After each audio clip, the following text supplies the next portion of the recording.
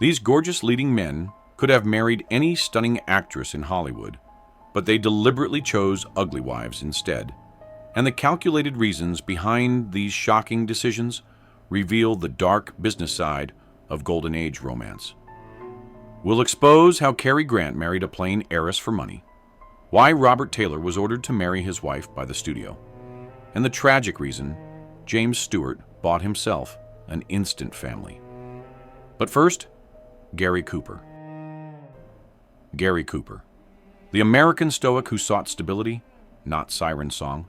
Imagine Gary Cooper, the tall, stoic hero, locking eyes with women like Ingrid Bergman on screen. What audiences didn't know was that the man, defining American masculinity, was acutely shy, intensely insecure, and craving an anchor far from Hollywood's clamor. Cooper, standing 6 feet 3 inches tall with those piercing blue eyes and that effortless quiet charm, was the absolute heartthrob of the 1930s and 1940s. On screen, he played the fearless cowboy, the devoted soldier, and the romantic lead, often alongside goddesses like Marlene Dietrich and Ingrid Bergman. His screen presence suggested an iron confidence, a trait that captivated millions. Off-screen, however, the man known for his towering screen presence was acutely shy, incredibly insecure, and deeply private. He craved an anchor, a connection to a world far removed from the clamor and superficiality of Hollywood. He had been involved with several glittering stars, including Clara Bow and Countess Carla Dentise di Frasso, but these volatile relationships only amplified his discomfort with the spotlight. The constant demands of celebrity courtship exhausted his already reserved temperament. His own background was modest, and he found the relentless artifice of Hollywood society draining. He longed for the quiet authenticity of his Montana roots, which the Hollywood lifestyle constantly contradicted. When Cooper married in 1933, he did not choose a showgirl or a fellow actress. He chose Veronica "Rocky" Balfe. Rocky, a New York socialite and former actress, was undoubtedly elegant and possessed impeccable style, but she did not possess the manufactured screen siren glamour of the women he embraced on the movie sets. To the public and the studio fixers, her choice seemed plain, a puzzle.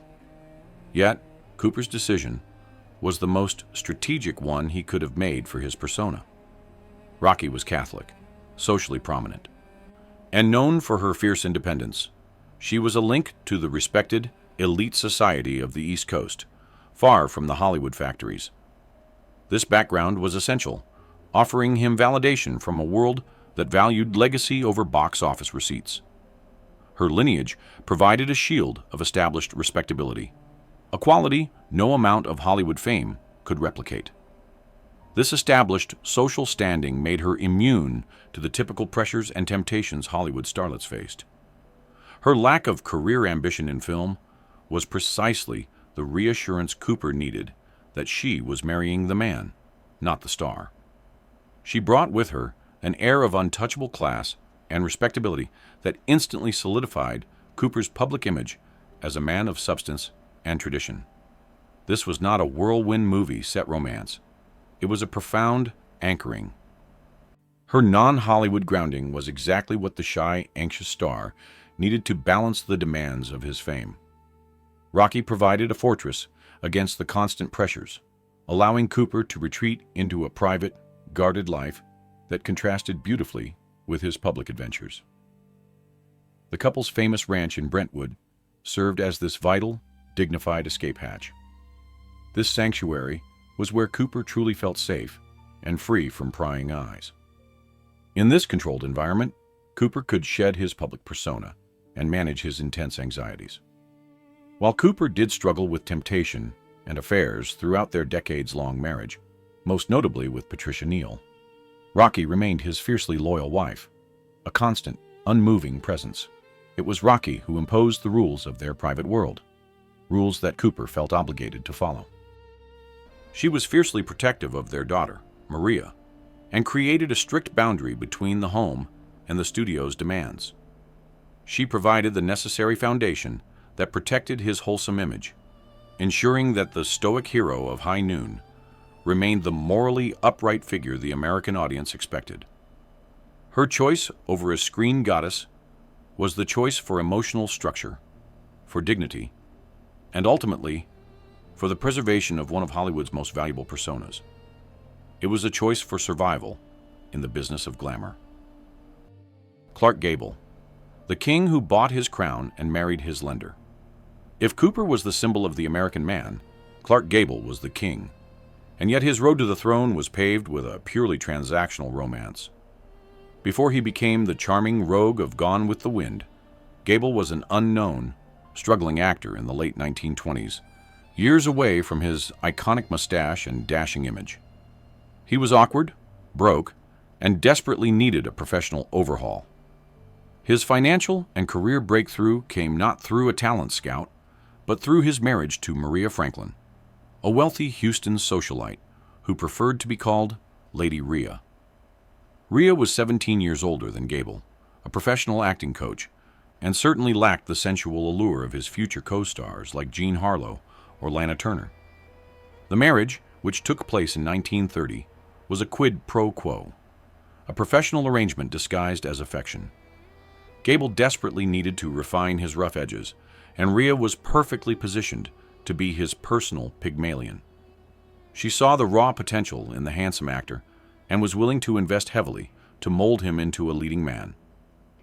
Rhea used her considerable wealth to finance Gable's entire transformation.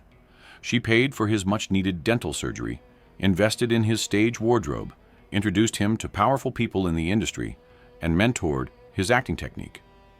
She completely reinvented his public presentation and taught him the social graces required for major studio attention. Rhea ensured he presented himself not as a roughneck, but as a gentleman capable of romancing the screen's biggest female stars. It was a comprehensive campaign where Rhea supervised everything from his diet to his dialogue delivery, understanding that stardom required calculated perfection. She essentially purchased a stake in his future stardom. In return, Gable provided Rhea with a handsome, young companion and a potential star for her portfolio. The relationship was not fueled by love. It was a calculated exchange that prioritized career advancement over personal attraction. Rhea's motivation was reportedly less romantic than it was vocational. She enjoyed the challenge of turning raw material into a star, seeing Gable as her ultimate career project. This strategic partnership was crucial to getting him noticed by executives at MGM, who appreciated his polished look and confident presentation. Gable's ascent from a rough stage player to a polished movie star was directly facilitated by Rhea's financial and social backing in the critical early years of sound film. Without her investment, Gable might have remained relegated to minor stage roles. The marriage accelerated his career trajectory by years, immediately catapulting him into more prominent roles.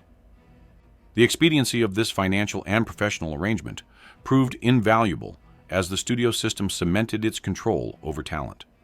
He quickly paid back her investment with the phenomenal box office success he achieved in his early 1930s pictures.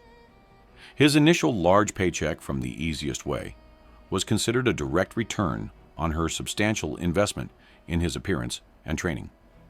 Once Gable's career exploded at MGM, thanks in part to Rhea's initial investment, the relationship's utility quickly faded. By 1935, Gable had established himself, and he divorced Rhea, seeking out the actual love of his life, Carole Lombard. MGM played a significant role in managing this exit, ensuring the split didn't damage their rapidly rising star.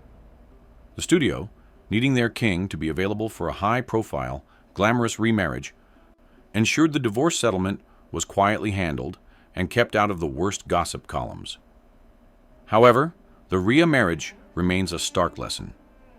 The King of Hollywood was installed not by a declaration of love, but by a strategic business agreement. It was the financial stability and professional coaching provided by his older, less glamorous wife that literally built the screen idol we remember. Robert Mitchum, the bad boy who found his anchor in a childhood sweetheart, Gable's crown was bought. But for our next subject, the rugged Robert Mitchum, his choice was a defiant act of emotional honesty, a direct middle finger to the Hollywood factory. Mitchum cultivated the image of the dangerous, reckless bad boy. He was the epitome of film noir intensity, a handsome man with an attitude who seemingly answered to no one. The studio system expected him to chase and marry a string of fragile starlets, perpetuating his on-screen image. Instead, Mitchum chose Dorothy Spence, a woman who represented his non-glamorous, working-class roots. Dorothy was his childhood sweetheart, a woman who knew him long before the fame and the mugshots.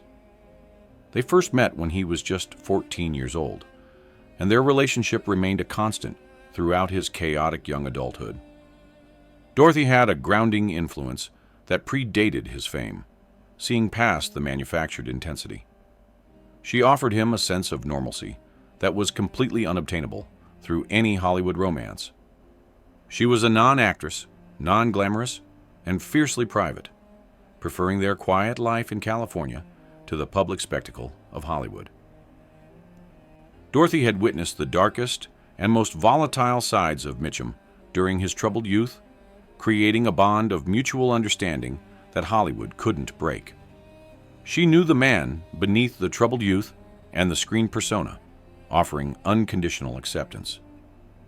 The couple married in 1940 and remained together for a remarkable 57 years until his passing. Mitchum's choice of Dorothy was a profound rejection of the Hollywood machine. Dorothy provided him with a sense of authenticity and roots that he fiercely protected. When his life exploded into tabloid scandal, including an arrest for illegal substances in 1948, Dorothy stood by him, an unmoving anchor. Her unwavering loyalty, often in the face of immense public scrutiny, became a key component of the Mitchum myth. She was the one who could call him on his volatile behavior and ground him in reality. For Mitchum, Dorothy was not a calculated career move. She was a deliberate choice for emotional reality over the illusion of the star system. He chose the comfort of genuine, messy human connection over the temporary perfection of a studio pairing. He believed that marrying a Hollywood beauty would inevitably lead to rivalry and instability, something he actively sought to avoid. Dorothy represented the stable, predictable element his otherwise turbulent personality needed to survive the pressures of fame.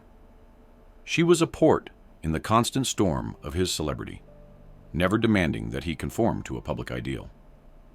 This fidelity to his origins and to his down-to-earth wife was the quiet contradiction that made his notorious bad boy image even more intriguing to the public.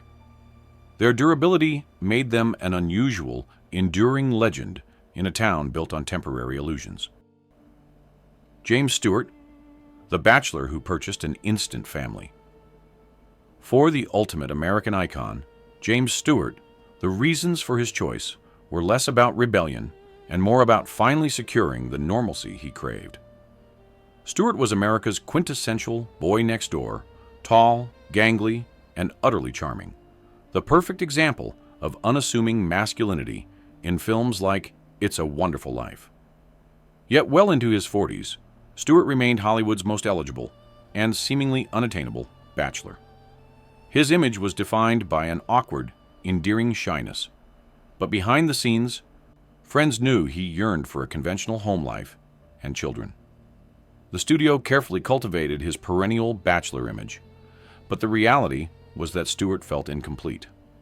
He felt immense social pressure to settle down, particularly after returning from distinguished service in the Second World War.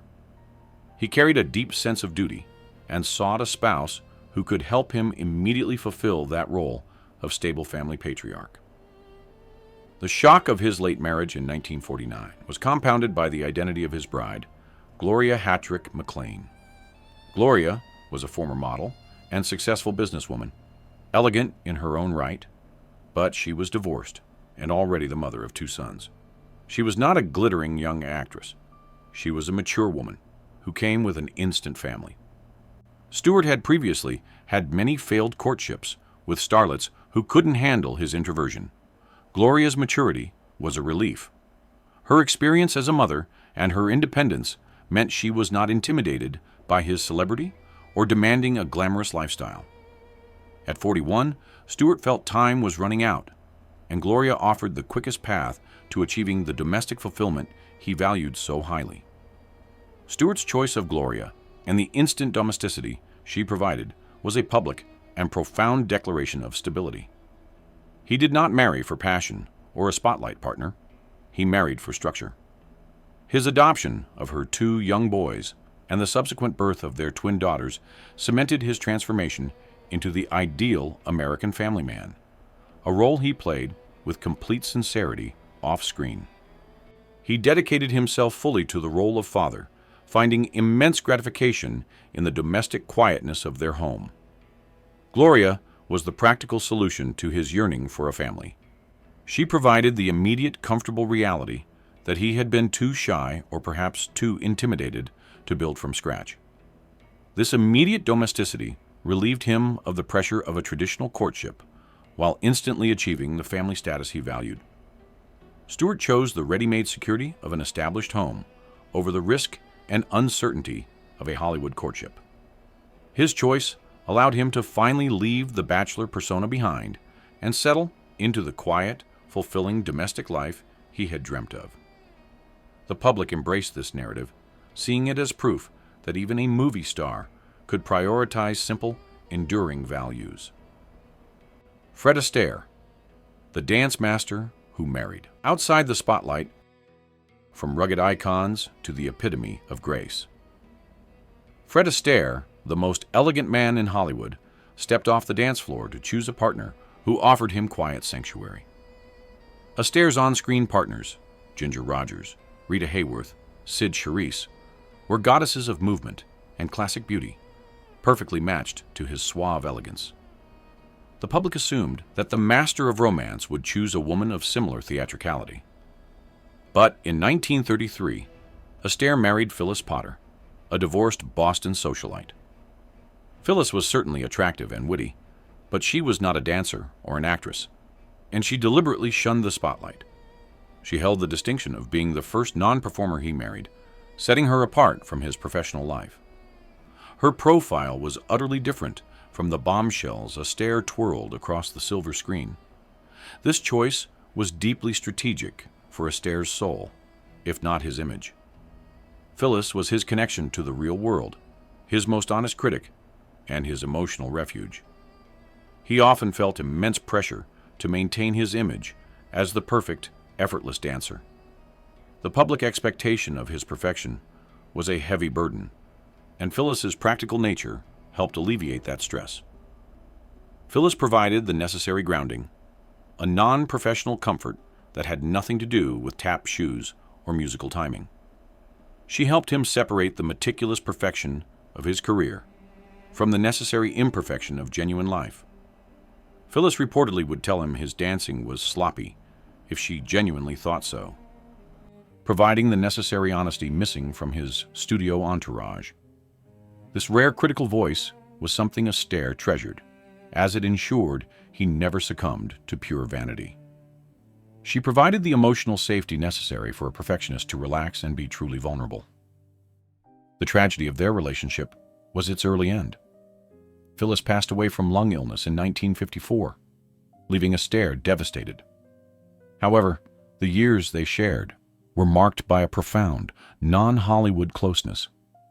His choice demonstrated that for a performer whose entire life was artifice and perfection, the genuine, unvarnished reality of a grounded spouse was the most precious commodity of all. Phyllis gave him the space to be just Fred, not Fred Astaire, a respite from the constant performance.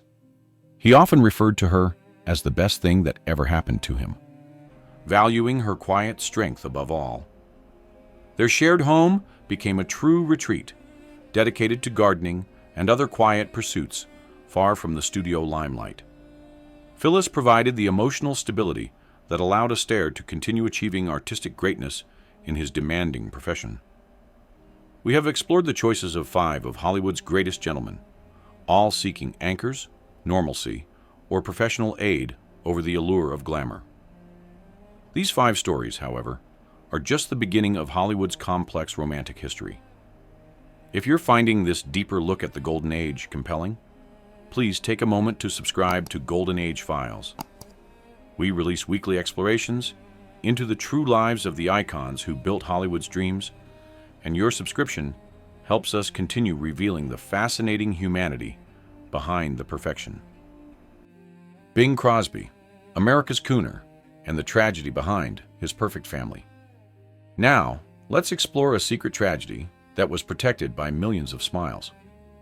The golden voice of Bing Crosby projected the image of the perfect American father, yet his choice of first wife shielded a secret tragedy that would define his home life. Crosby, with his relaxed demeanor and beloved roles as wholesome priests and family men, was marketed as the ideal American dad. His public image was one of warmth, ease, and domestic bliss, with his wife, actress Dixie Lee, and their 4 sons.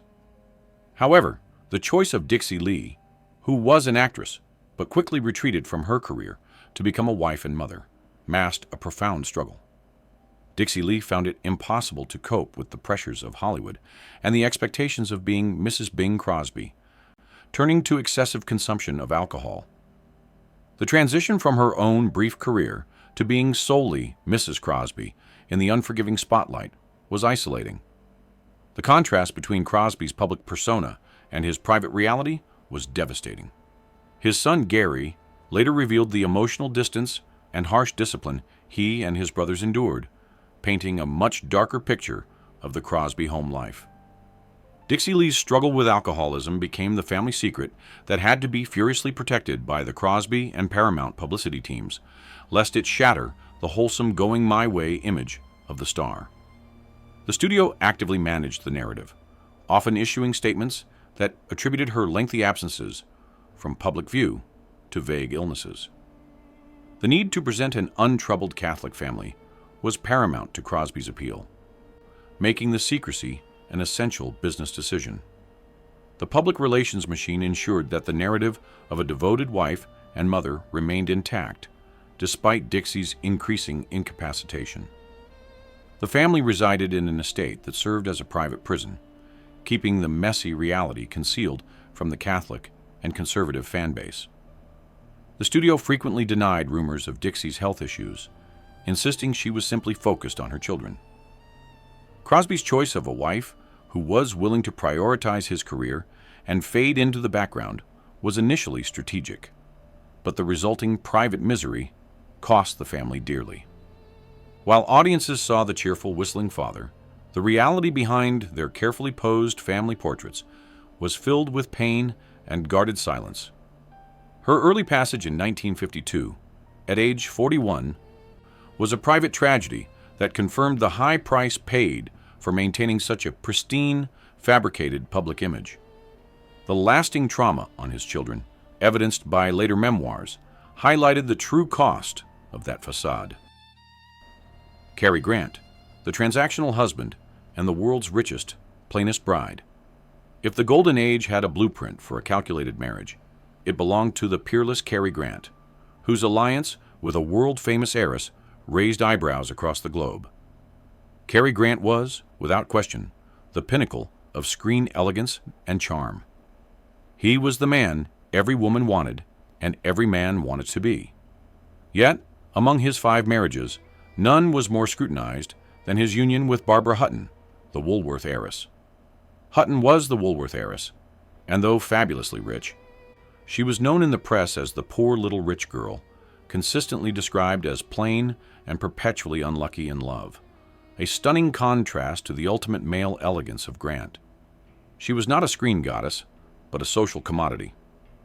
Grant's marriage to Hutton in 1942 was instantly labeled by cynical Hollywood observers as a marriage of convenience, or, less charitably, a marriage for money. Many in the press dubbed them cash and carry due to the obvious financial disparity.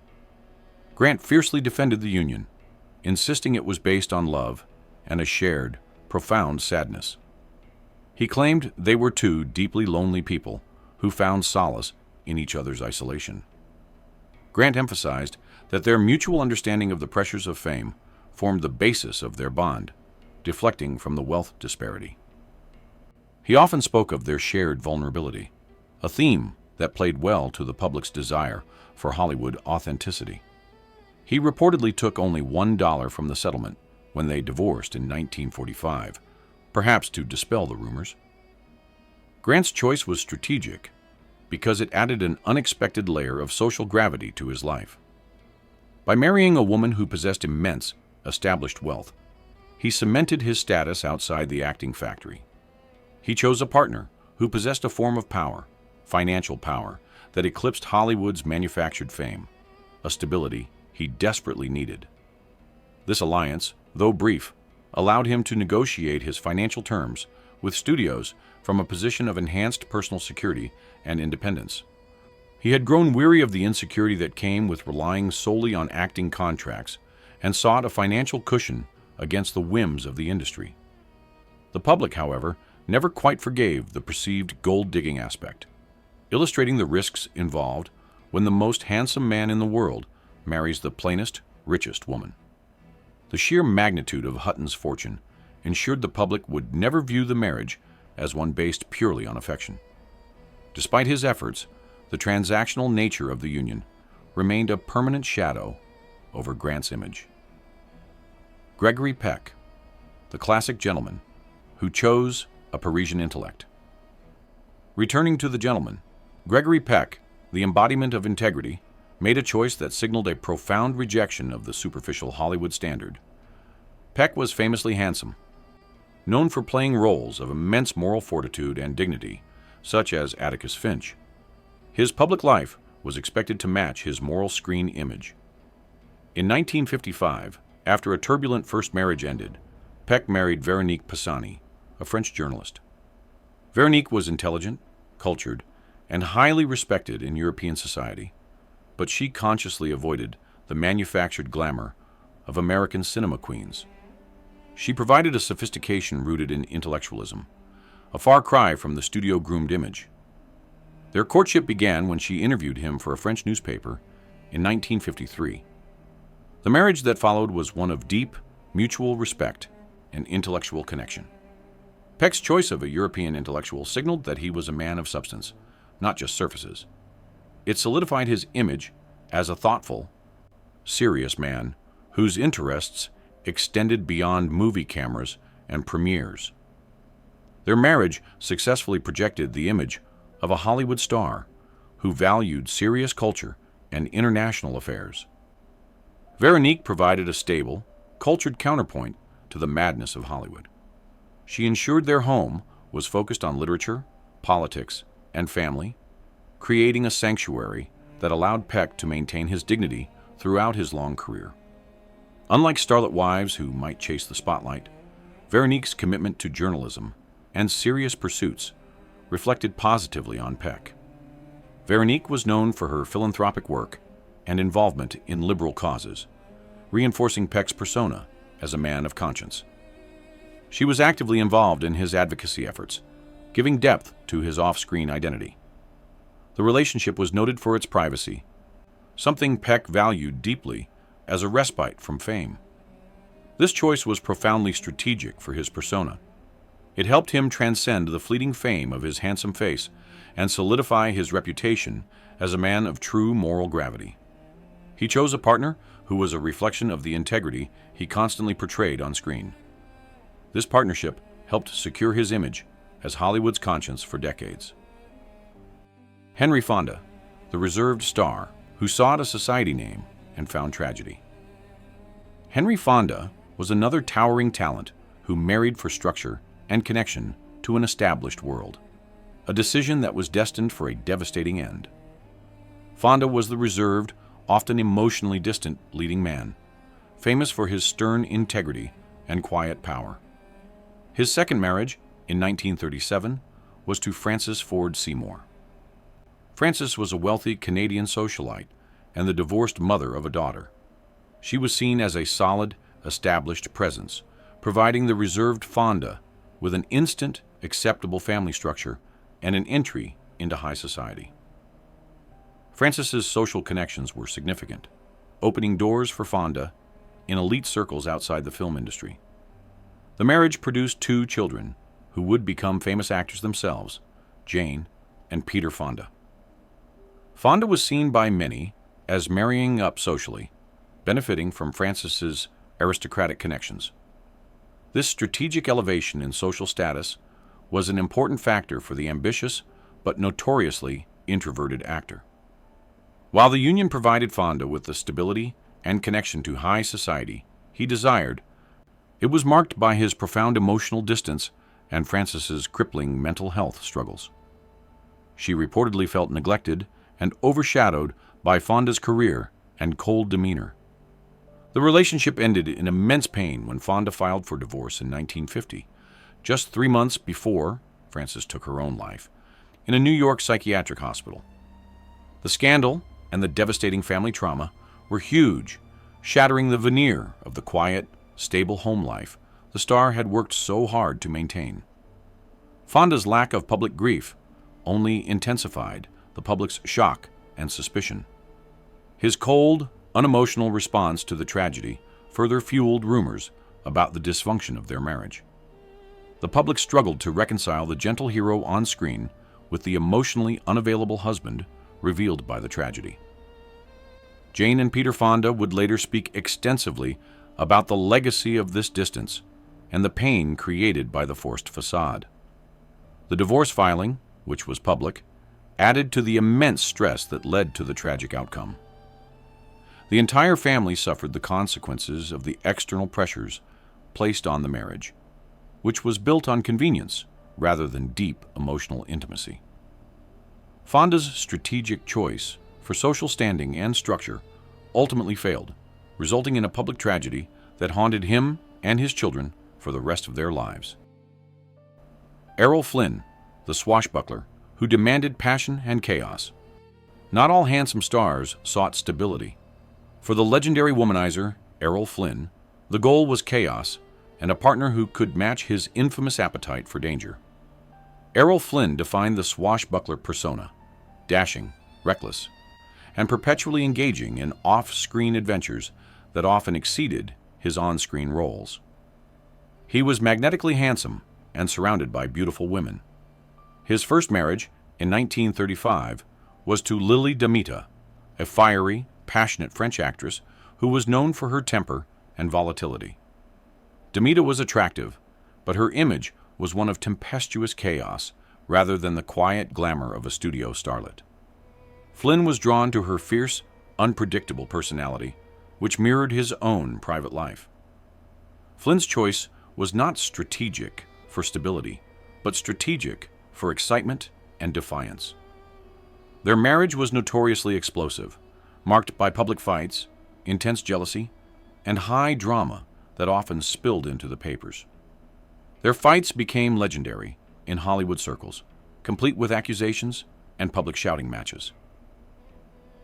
This mutual flair for public spectacle made them the ultimate gossip fodder of the era.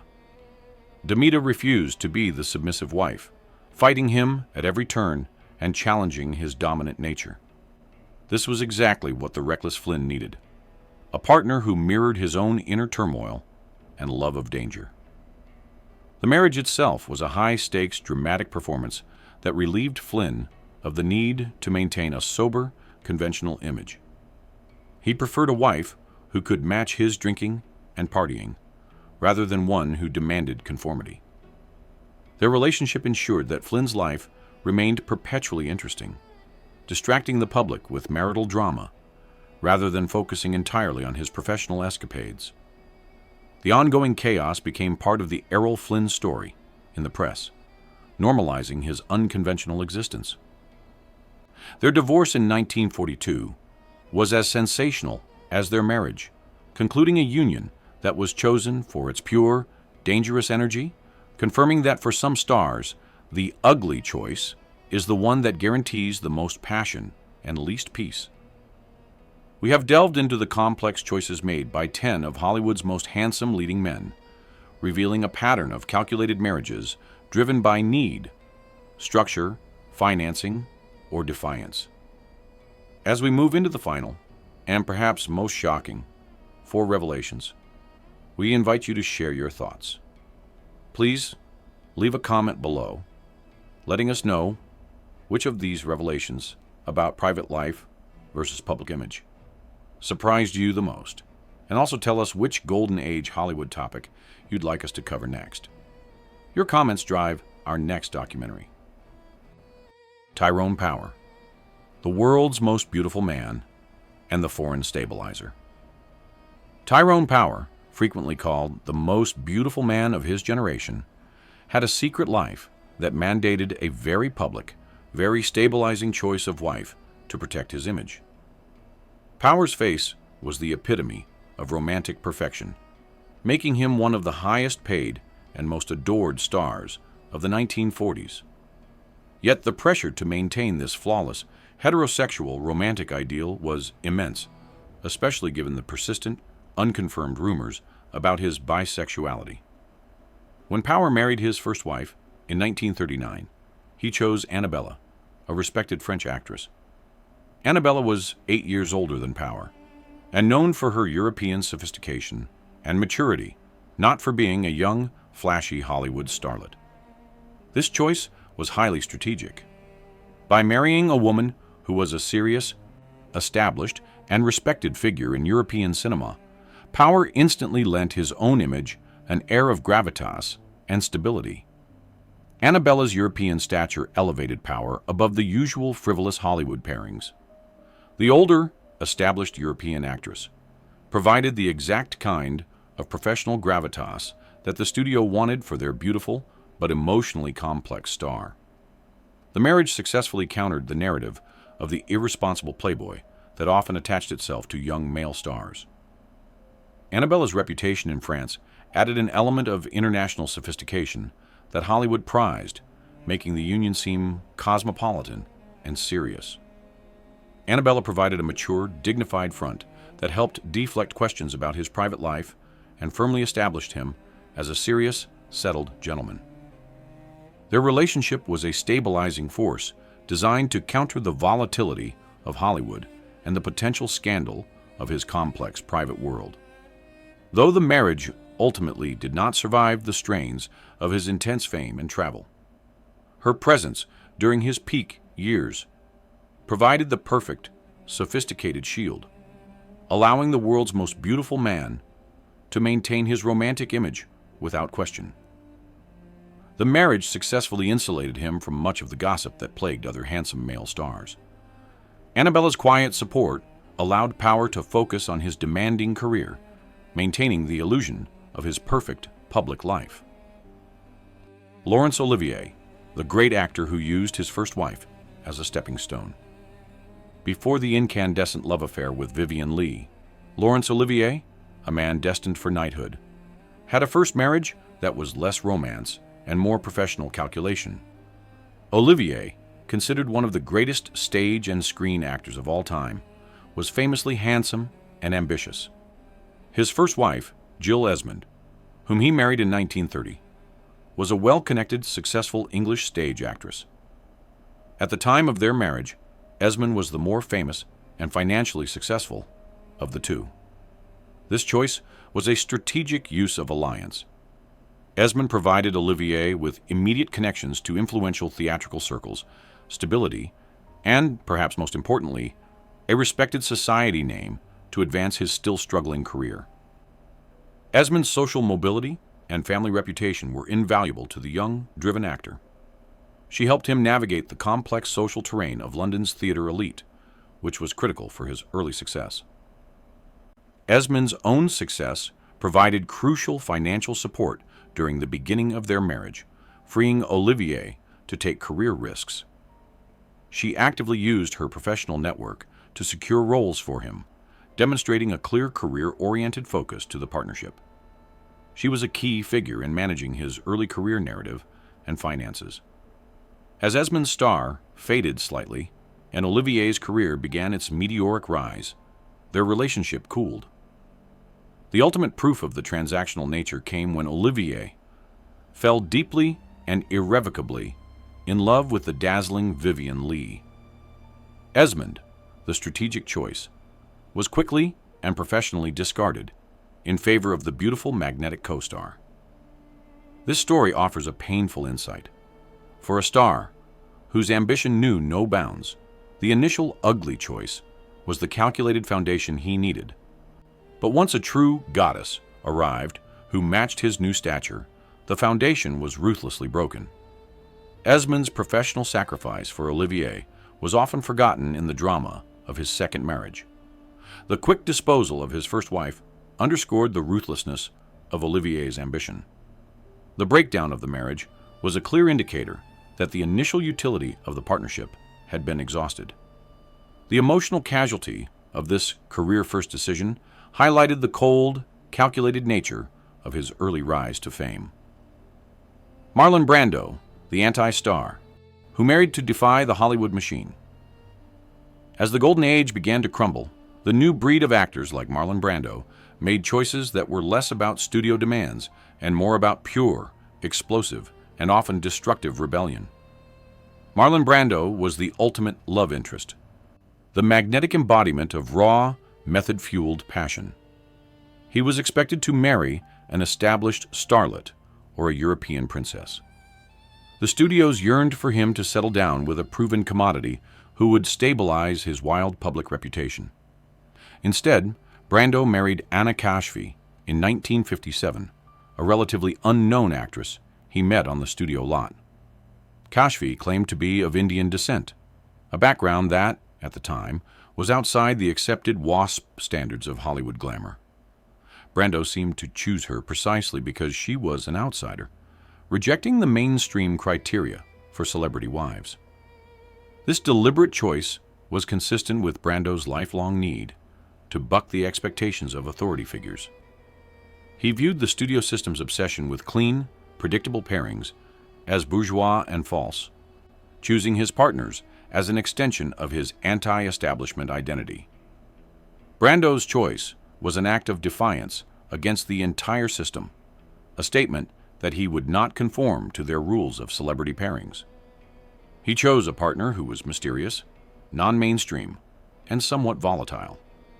This rebellious choice, however, proved to be disastrous. The marriage quickly descended into chaos, marked by profound personal and legal turmoil, including a devastating, years-long custody battle over their son, Christian. It was later revealed that Kashfi's background was not entirely as advertised. The true origin of his wife, combined with his own emotional turbulence, led to decades of legal and familial distress. Kashfi later admitted fabricating parts of her background, adding a layer of deceit that intensified the subsequent legal battles and emotional friction. The intense public fighting between Brando and Kashfi made their private misery highly visible. Their custody battles were frequent headline news, turning a private tragedy into a public spectacle. Brando's attempt to choose a non-Hollywood, non-conformist wife, an act of strategic rebellion, instead resulted in a relationship that created more public scandal and private misery than any studio-arranged coupling ever could have. He sought chaos to spite the system, and chaos consumed his family life. The painful irony was that his attempt to escape the artifice of Hollywood resulted in an even more complicated domestic drama. The wreckage of his private life became as famous as his acting achievements. The cycle of personal instability seemed to confirm the studio's fears about what happened when a star rejected the calculated control of the Golden Age machine. Robert Taylor, the studio's greatest deception, and the wife who was also his manager. We conclude with the most shocking revelation of all. The most famous studio, MGM, actually mandated the wedding. Robert Taylor was arguably the most conventionally handsome man in Hollywood in the 1930s, the ultimate romantic lead known for his exquisite profile. He was incredibly valuable to MGM. Yet, persistent, career-threatening rumors about his personal life began to circulate. These whispers, often fueled by competing studio publicists, threatened to undermine the carefully constructed matinee idol image he projected. To protect their investment, MGM mandated a solution: a high-profile, stabilizing marriage. Studio head Louis B. Mayer reportedly initiated the arrangement personally to quash the gossip. Mayer considered Taylor one of the crown jewels of the studio system and was determined to preserve his carefully crafted romantic appeal. The studio feared that without a stabilizing marriage, Taylor's viability as a romantic lead would be irreversibly compromised, costing them millions. His value depended entirely on the public believing he was the ultimate desirable heterosexual hero, a fantasy the studio could not afford to lose. The chosen partner was Barbara Stanwyck, a brilliant, tough, and powerful actress. Stanwyck was 5 years older than Taylor and possessed a no-nonsense demeanor that was miles away from the fragile glamour of his typical leading ladies. Her established persona as a strong, independent woman in films like Stella Dallas lent immediate credibility and respectability to Taylor's public life. Their marriage in 1939 was a calculated business arrangement. Stanwyck's presence, a respected, powerful actress, provided Taylor with a public mask of staunch heterosexuality and professional stability. She was seen as his mentor, his manager, and his fiercely protective shield. Her influence and power in the industry made her the ideal strategic partner for this professional rescue mission.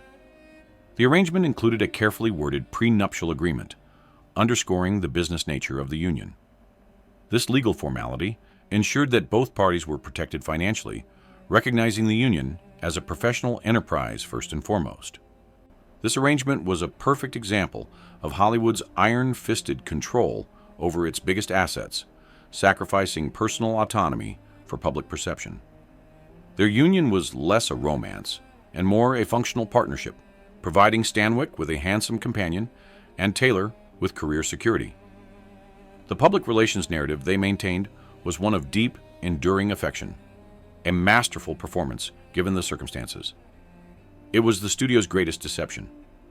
The public saw a loving, glamorous couple, but behind the scenes, it was a quid pro quo business pact that protected two of MGM's most valuable assets. When the marriage ended in 1951, the facade was maintained, but the truth was clear. Taylor's ugly choice was the most strategic, career-saving decision Hollywood ever orchestrated. Their public separation was managed just as carefully as their initial union to minimize scandal. Both stars were consummate professionals, ensuring that their divorce was handled with dignity and without airing the complex hidden truths of their functional partnership. From Gary Cooper's pursuit of structure to Robert Taylor's mandated marriage, these 14 choices force us to re-examine what romance truly meant in the Golden Age. The handsome leading man, a figure seemingly possessing unlimited choice, often found himself making the least romantic decision of all, a choice driven by career security, financial necessity, social advancement, or the need for a stabilizing shield against his own complicated life. The women they chose, often deemed ugly or plain, when compared to the magnificent screen goddesses, were not chosen for their beauty, but for their utility. They were the anchors, the financiers, the social connections, and the emotional managers who allowed these icons to maintain their fragile, beautiful facades. The toll on these wives and the ultimate emotional cost to the stars themselves was enormous. They sacrificed genuine connection for the sake of an image that belonged to the studio, not to them. When we look back at the films and the elegant lives of these stars, we see not a failure of love, but the triumph of the Golden Age system, a system that demanded that the most handsome men make the least romantic choices. The stars of Hollywood's Golden Age shine no less brightly for having been revealed as complex, strategic, and often desperate human beings. If anything, knowing the immense sacrifice and the careful calculations behind their partnerships makes their on-screen achievements even more remarkable. They managed to create the greatest romantic illusion the world has ever known, even when the reality of their own homes was built on business, duty, or deception. We hope you have gained a deeper appreciation for the complex human beings behind the carefully curated glamour. If you enjoyed this journey through Hollywood's hidden history, please show your support by liking this document of history and sharing it with anyone who admires the stars and their complex humanity. It is your passion for the past that keeps these Golden Age truths illuminated. Until next time, this is Golden Age Files, celebrating the full complicated humanity of the stars who built Hollywood's golden dreams. Thank you for watching.